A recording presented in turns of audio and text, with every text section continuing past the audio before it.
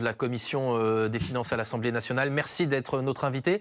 Alors, avant d'entrer dans le détail des mesures qui sont mises sur la table par le Premier ministre, qu'est-ce que vous avez pensé de cette intervention de François Bayrou cet après-midi? Écoutez, c'est pire que prévu. Voilà. Enfin, en tout cas, de mon point de vue. C'est-à-dire parce que entre ce qui était annoncé, ce qui était prévu, ce qui sortait des discussions avec les ministres et ce qui a été annoncé par le Premier ministre, en termes de politique, on va dire d'œuvre de compétitivité, politique néolibérale, contre-vérité.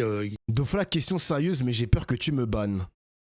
T'es sérieux là, Dofla? Question... pose ta question, frère. Je sens que ça va me tilter, mais vas-y, je t'écoute, mon gars, je t'écoute.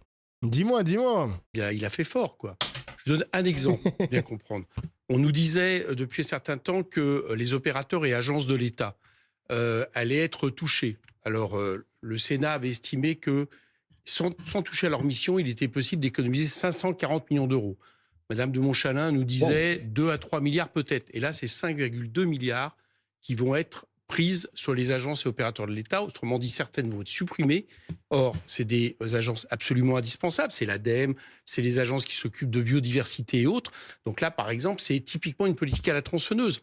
C'est un exemple de ce qu'on a eu cet après-midi. C'est une politique, moi, que je considère comme un musée des horreurs néolibérales et une déclaration de guerre au monde du travail. Une déclaration de guerre ? Bien sûr, je vous explique pourquoi. Déclaration de guerre. guerre. Les gens qui vont être impactés par ces mesures, qui, une fois de plus, contrairement à ce que dit le Premier ministre, ne visent pas à réduire un déficit qui serait causé par la hausse des dépenses publiques, c'est ce qu'il a dit. Le déficit, il est causé par la baisse des recettes. Même son graphique derrière, si vous pouvez le remettre, le montre bien. Il y a moins 3 points de baisse de recettes depuis 2017 et qui ont très largement été aux plus riches détenteurs de capitaux pour une politique économique qui était assumée, qui était de dire on va faire des cadeaux fiscaux au capital, ça va amener de l'investissement et de l'emploi. On n'a pas vu tout ça. Par contre, on a vu beaucoup de dividendes et des patrimoines exploser. Pour payer tout ça, c'est tous les gens qui n'ont que leur force de travail pour vivre ou qui l'ont eu en étant maintenant retraités ou qui ne l'ont pas parce qu'ils sont chômeurs, qui vont être impactés le plus durement par les mesures. N'empêche, les amis, on est un peu... Enfin, je suis pas stupide, enfin, vous aussi, le chat, mais les gens ont été un peu stupides d'avoir voté, encore une fois, Emmanuel Macron. Pourquoi ? Genre, c'est maintenant que tout explose dans notre gueule, alors que depuis 2017, entre 2017 à 2022, je crois, sur la fin de l'année, genre après le Covid, on a vu quand même que le déficit s'est vraiment creusé. Et les cadeaux fiscaux aux entreprises, c'était déjà le premier mandat d'Emmanuel Macron qui a déjà eu des cadeaux aux entreprises. On l'a vu sur le rapport de monsieur Fabien Gay, que durant son premier mandat, il y a quand même eu plus de 100 milliards qui ont été offerts aux entreprises, genre. Les gens se réveillent toujours trop tard. Ils ont peur des extrêmes, malheureusement. Frérot, peur des extrêmes, ok, très bien, mais regarde la situation. Regarde, on est dans quelle situation, gros? Mec, c'est une dinguerie. Il n'y a pas d'alternative, BG, c'est toujours les mêmes qui se présentent. Faut retourner cette table, les mecs. Oui, faut retourner cette table. Parmi les mesures, le Premier ministre. C'est Macron qui est extrême. Oui, mon gars, c'est Macron l'extrême. Je propose la suppression de 2 jours fériés, le lundi de Pâques et le 8 mai. Voilà. Vous êtes d'accord ou pas? Moi, je pense que les revenus du travail doivent être, les gens doivent être mieux payés pour leur travail. Donc, c'est pas commencer à travailler gratuitement 2 jours de plus. Excusez-moi, c'est pas comme ça que je vois les choses. Le problème dans ce pays. Mais ce jour-là, ils seront payés, puisque ce sera. Non, le détail n'est pas très clair. Mais non, mais attendez, si justement, c'est pas des journées de solidarité. Ce qui est annoncé, c'est que on va enlever 2 jours fériés, d'accord? 2 jours fériés, mais les salaires ne vont pas, ça va pas être des heures supplémentaires payées. Ça veut dire qu'il y a. Pardonnez-moi, ça n'a pas encore été tranché. Non, ça peut pas être tranché, c'est ce qui a été. Non, moi, j'avais le il n'a pas été très clair alors, sur si vous ce êtes point, porte-parole non, pas du tout. J'étais exactement au même endroit, au même moment que vous. La question est de savoir si effectivement les salariés devront donner ces 2 jours de travail à l'entreprise, ou bien est-ce que les entreprises rémunéreront les salariés à hauteur de 2 jours supplémentaires? Je suis désolé, ce n'est pas tranché. Excusez-moi, c'est vous qui le dites, c'est votre version. Écoutez, moi, je ne suis pas d'accord. Ça s'appellerait autrement. Ça serait, par exemple, ce que propose par ailleurs, qui est à mon avis une autre chose contre laquelle je m'oppose, qui serait de monétariser la 5e semaine de congés payés. Donc là, on serait bien dans le cadre que vous avez dit. Mais là, ce n'est pas ça. Ce qui est prévu, c'est 2 jours fériés jusqu'alors, plus le 8 mai. Symboliquement, je trouve que c'est assez catastrophique. Giscard avait tenté de le faire. Heureusement, il avait dû retirer cette proposition qui serait impactée. Mais je me méfie Parce que cette mesure-là, manifestement, ça, il le met sur la table en pensant que tout le monde va réagir, et c'est normal, de manière extrêmement dure. Alors attention les gars, je précise quand même, j'aime bien Éric Coquerel, mais il faut quand même préciser que c'est pas acté. C'est pas acté, c'est pas signé, c'est pas voté. Peut-être que ça passera par 49.3 et même peut-être que Bayrou va peut-être abandonner cette proposition. Il faut savoir quelque chose aussi, le chat, et ça a été précisé aussi d'ailleurs par le mec de droite tout à l'heure. Bayrou a proposé ses solutions et il a dit qu'il accepte n'importe quelle proposition, par exemple de la LFI, par exemple de la France Insoumise, et du RN et même d'autres camps politiques. Et s'il estime que c'est nul, que l'idée est nulle, il va dire bon, allez vous faire enculer, c'est mon dossier qui va passer en priorité, c'est mon plan à moi. Donc c'est du blabla. Oui, bien sûr, c'est du blabla, les mecs. Après, attention le chat. Les gars, je vous dis quelque chose. Mais non, mais je suis pas naïf. Mais écoutez-moi, les gars. Mais non, mais y a pas de naïveté, les mecs. Les gars, réfléchissez 2 secondes. Il joue sa survie politique. Je pense que Bayrou ne veut pas se faire censurer. Je pense quand même qu'il a envie de rester jusqu'à la fin du mandat de Macron. Donc à un moment donné, il va devoir céder sur quelques points. On est d'accord ou pas, le chat? Là, il part à la mort, mon gars. Il part à la censure. C'est pas une question de naïveté. C'est trop naïf. Le prochain qui l'écrit, je vais le ban. Là, vous allez me faire croire qu'il accepte de se suicider, genre. Il accepte son suicide politique. Mais vous êtes fous, quoi. Merci, Hams, pour le sub. Non, mais wesh. C'est le nouveau N-word, je te jure. Le prochain, j'ai prévenu les gars, le prochain, c'est ban. Vous voulez jouer avec mes nerfs, c'est ban. Toi, tu prends ton ban. Bah quand même pas... Moi je suis désolé les gars. Il annonce ça, il sait qu'il va se faire censurer derrière, il attend des contre-propositions, il va négocier, et peut-être qu'il va l'abandonner. Tu veux qu'il fasse quoi? Bah déjà pour commencer, il va attendre, parce qu'il avait dit qu'il attend le contre-budget, enfin une autre alternative de la France Insoumise, du PS, enfin des autres groupes parlementaires. Donc il attend les propositions, il va peut-être piocher dedans, on verra, mais le rendez-vous ce sera au mois d'octobre les mecs, hein. Le rendez-vous, c'est au mois d'octobre. Mais vous êtes fous, les mecs. Alors, vous allez me faire croire que... Bon, ok, le jour férié, c'est une dinguerie comme proposition, mais si le mec, il maintient ça, c'est juste du suicide, mon gars. Sauf autre scénario, les mecs, hein. Sauf si il maintient ça, il maintient la suppression des 2 jours fériés et il ne se fait pas censurer par le RN, ni par le PS. Dans ce cas-là, c'est un scandale de baiser. Ça, là, je suis d'accord avec vous. Là, je suis d'accord. Merci, Lydia, pour le sub. Bienvenue, bientôt les 1 an, merci. Donc là, je te parie un sub. Franchement, je suis prêt à parier avec vous, le chat. Je suis vraiment prêt à parier avec vous.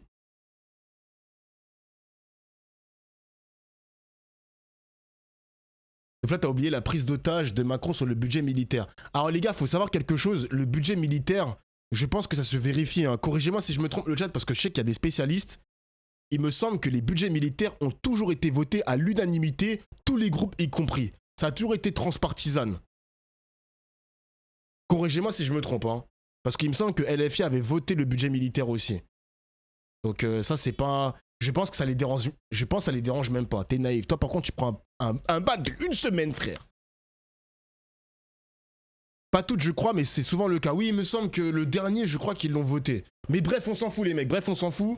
Rendez-vous en octobre, je tiens les paris qu'il va abandonner la proposition, les mecs. Clippez ce moment, il va abandonner la suppression des 2 jours fériés. Merci, au revoir, je remets play. Je ne voudrais pas que ça devienne le grain à moudre pour faire passer le reste. Alors le reste justement, notamment l'année blanche dont on parle, vous savez, c'est de geler toutes les prestations durant l'année prochaine. Je vous propose d'écouter le Premier ministre à ce sujet notamment. Et je vous propose plusieurs de ces autres stratégies. La première, c'est que nous devons partager en 2026 une année blanche. Qu'est-ce que c'est une année blanche? C'est une année dans laquelle on n'augmente plus ni les prestations, ni... Macron, il n'a pas lâché une sorte de ménage pendant son discours aux armées, en mode ceux qui censureront le budget sont pour la guerre. Alors ça a été expliqué ça, hein. D'ailleurs, bienvenue sur mon stream, Black Sick Kill. Ce discours a été décortiqué. En gros, il faut savoir que le budget des armées, les achats d'armes, etc., le budget pour les militaires, il a été impacté cette année à cause de la censure. Du coup, ça a décalé le déblocage des crédits. Voilà. Le déblocage des crédits. Donc si Macron, il menace encore une fois, hein, si pour 2026, le budget des armées est censuré par le gouvernement, enfin par les parlementaires, ça va encore une fois décaler les crédits. Ça va décaler les crédits accordés pour acheter les armes, pour financer l'armée, etc., etc. Donc oui, c'est en quelque sorte une menace. Mais si Macron, il pense que ça va freiner les parlementaires, allez, Macron, allez, s'il te plaît. S'il te plaît. Les barèmes. Mets-toi sur le côté, Macron. L'année blanche, c'est une année où, en 2026, on aura exactement le même montant des retraites pour chaque pensionné que celle qu'on avait en 2025. C'est un effort collectif qui concerne toutes les catégories de Français et cette règle sera de ne pas dépenser plus en 2026 qu'en 2025. Aucune prestation sociale revalorisée l'an prochain, le barème de l'impôt sur le revenu qui ne sera pas revalorisé non plus. Comment vous réagissez à cela ? Je pense que c'est à la fois producteur d'inégalités, mais surtout pour l'économie, c'est une catastrophe. L'économie en France, depuis plusieurs années, elle tient fondamentalement sur la consommation populaire. C'est ça le feu principal de l'activité économique en France, contrairement aux Allemands où c'est le commerce extérieur. Et l'investissement aussi. Si vous voulez, mais principalement, en France, c'est la consommation populaire. La meuf. C'est d'ailleurs, et notamment, y compris ce matelas de protection sociale qui existe, ce qui fait que l'an dernier, contrairement à l'Allemagne depuis 2 ans, l'Allemagne est en récession, pas nous.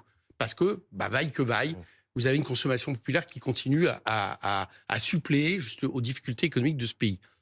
Là, ce qu'il propose, c'est de toucher le pouvoir d'achat de tous les Français, de manière considérable. Les retraités, les gens qui ont des allocations, les chômeurs, parce qu'il a dit aussi qu'il les attaquerait, etc. Les salariés à travers... Il n'a pas dit qu'il les attaquerait, il n'a pas dit ça comme ça. Écoutez, si vous baissez les indemnités chômeurs, c'était prévu dans la loi qu'il a évoquée, qui était l'ancienne loi, vous attaquez les chômeurs. Vous n'attaquez pas le chômage, vous attaquez les chômeurs. Donc, en fait, les Français, alors en plus les baisses de crédit qui sont annoncées, les baisses de déremboursement de médicaments, on va doubler la franchise médicaments. Passe de 50 à 100 euros. On va doubler, oui, d'accord. Vous savez qu'il y a plein de gens qui du coup peuvent pas se soigner déjà dans ce pays de ce fait-là. Il annonce tout un tas de mesures, par exemple sur la sécurité sociale. Je me demande dans quel monde il vit. À un moment donné, il a annoncé une mesure, je l'ai noté, on va faire des économies sur les visites complémentaires qu'un Français fait, par exemple, de médecin. Vous allez voir un médecin, puis vous n'êtes pas trop d'accord, vous allez en voir un autre. Mais, enfin, une partie énorme de nos concitoyens vivent dans des déserts médicaux. Moi, je viens là d'un département, j'ai passé 2 jours dans l'Indre. L'Indre, vous ne trouvez même plus de généralistes. Vous croyez vraiment que le problème des Français aujourd'hui, c'est de faire plusieurs visites ou c'est de trouver des médecins dans des déserts médicaux ? Il y a une mesure qui donc, touche aussi des mesures, y compris qui attaquent les malades. Il y a une mesure qui vise les plus hauts revenus. Le Premier ministre a dit que la contribution aux revenus qui était prévue seulement pour une année sera prolongée. Je rappelle, ça concerne une personne qui gagnerait 250 000 euros par an, un foyer qui gagne 500 000. Ça, vous dites, bravo François Bayrou. Non, je dis pas bravo François Bayrou. Alors, je vais vous expliquer pourquoi je dis pas bravo. Vous la soutenez quand même cette mesure ou pas ? Attendez, je peux vous expliquer. Ces mesures dans l'ensemble, l'année dernière, on le sait, ça a rapporté 1,2 milliard. Non pas 2 milliards, mais 1,2 milliard. Okay, c'est mieux que rien. Là, bien sûr, c'est mieux que rien. Sauf que le problème que nous avons, comme vous l'avez entendu tout à l'heure, c'est que le déficit en France et en plus les non-capacités d'investissement sont d'abord dus à la baisse des recettes. Et cette baisse des recettes, elle a privilégié de manière considérable les ultra-riches de nos concitoyens. Mais pas à hauteur d'1 milliard. Pas à hauteur même, parce qu'il a même cité le chiffre de 4 milliards, à hauteur de dizaines de milliards. On pense qu'il y a 62 milliards de recettes en moins de l'État et qui favorisent les 10% les plus favorisés et dans les 10%, les 0,1% les plus favorisés. Donc ce qu'il faudrait aller chercher là, pour éviter de faire payer aux Français ces cadeaux fiscaux, c'est 60 à 70 milliards d'euros. Le rétablissement de l'ISF climatique, la fameuse taxe Zuckman à 2% sur le patrimoine, une autre taxe sur les multinationales qui externalisent leurs profits. C'est là que quelque part, il y a des gisements financiers. Éric Coquerel, qui permettraient... ça veut dire qu'en l'état, oui, vous voterez une censure contre ce budget ? Ah bah, bien évidemment. Non mais le journaliste, il va te faire foutre. Le mec, il te détaille ce qu'il faut faire aux riches. Le mec, il est en mode, bah, on s'en bat les couilles. Tu veux censurer ou pas, frérot ? Est-ce que tu veux censurer ? Mais non, mais c'est une merde, ce mec. Mais y a plus de respect, genre. Il y a plus de respect, le chat. Un budget qui est radicalement, opposé à la vision que nous avons. Et je voudrais ajouter quelque chose qui me pose un problème d'un point de vue démocratique. N'importe quoi. C'est que M. Bayrou arrive avec un aplomb extraordinaire, présente un budget. Alors, en plus de ça, vous avez remarqué qu'il critique la politique économique qui a été menée depuis des années. J'ai cru comprendre qu'il était quand même impliqué dans cette politique. Mais ces gens-là ont perdu les élections en juillet dernier. C'est-à-dire qu'on va nous imposer une politique qui a été minoritaire en juillet dernier C'est vrai. Parce que s'il y a des gens qui ont perdu, c'est bien le camp macroniste. Et ils veulent encore nous imposer une politique qui échoue à tout niveau, qui n'a pas réduit les déficits et d'un point de vue économique, qui ne présente cette année que des bilans catastrophiques. La censure, elle ne peut passer que si notamment les socialistes la votent. Tout à l'heure, on reçoit aussi Olivier Faure, le patron du premier secrétaire du Parti socialiste. Qu'est-ce que vous lui dites ?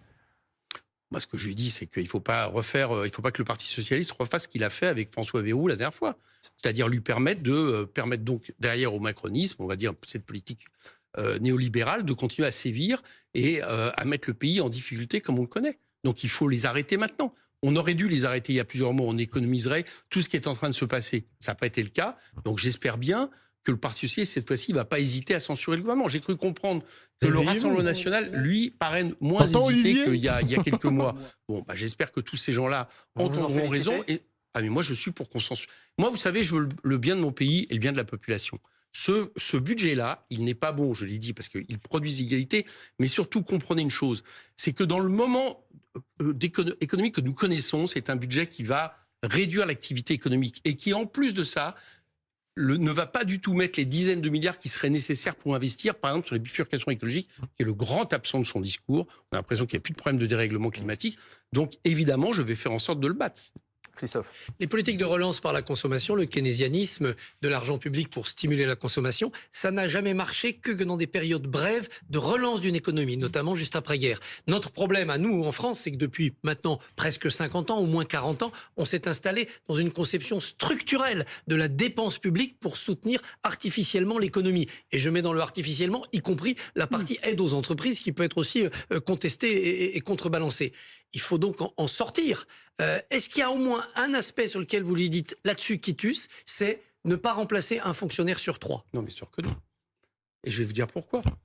Quand on a décidé de ne pas remplacer un fonctionnaire sur 2, qu'est-ce qu'on a fait? On a créé les agences et les opérateurs pour accomplir des missions de l'État avec des gens qui souvent étaient de droit privé. Et là, maintenant, on nous dit, ces gens-là, on va attaquer ces agences et les opérateurs, non pas pour les remplacer par les services rendus par l'État, ce qui voudrait dire qu'on ne réduit pas le nombre de fonctionnaires, mais on va les remplacer. Donc en réalité, c'est, j'allais dire, toutes les prérogatives sociales de cohésion nationale, de solidarité, de santé, d'éducation qui sont attaquées. Oui, mais rien ne marche. Et en plus, plus quand on dépense, moins ça marche. Excusez-moi, je ne vais pas vous laisser dire que depuis plusieurs décennies, notamment depuis, on va dire, les années 80, 90, on aurait une espèce de keynésianisme. Le fait de donner 211 milliards aux entreprises, c'est le chiffre qui a été sorti par le Sénat. Attendez, ça fait... mais attendez, il y a quand même des baisses de charges sur le on de la moitié. Oui, l'autre moitié, on ne donne pas. L'autre moitié, on prend moins. L'autre moitié, toutes les aides confondues. Toutes les aides confondues. Qui, entre parenthèses, juste pour faire une petite allusion à sa comparaison un peu stupide, disant la dette, ça croît de 5 000 € par seconde, toutes ces aides, ça fait 6 700 € par seconde qu'on donne aux entreprises. Vous voyez, sans contrepartie, si on veut faire des comparaisons. C'est entre ces 211 milliards et entre, je vous l'ai dit, les cadeaux fiscaux qui ont été faits. Encore une fois, on les donne pas, c'est de l'argent qu'on prend pas aux entreprises. Non. C'est différent. Non, quand vous baissez les charges sur les bas salaires, vous permettez aux entreprises d'embaucher des bas salaires. Mais vous et d'être compétitives. Bien sûr, mais vous appelez ça des charges. Moi, ça, vous savez. Super, mais du coup, pour quel résultat? Genre, pour quel résultat, mon gars? Genre, je sais pas, c'est bizarre quand même.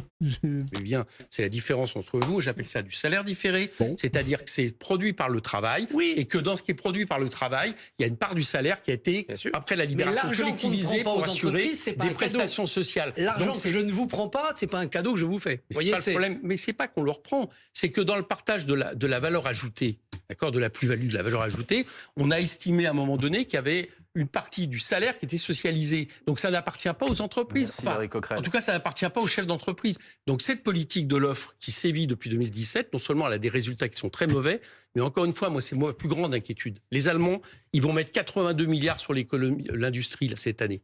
Nous, on va mettre, là, j'ai vu qu'il y avait un plan de 900 millions d'euros. On n'a plus les moyens. On est endetté. Merci. Mais ça, c'est vous qui le dites. Merci, Éric Coquerel. Si on allait chercher un peu, on va revenir dans. On va venir. Merci d'avoir été notre invité, Éric Coquerel, président de la commission. Putain, les gars.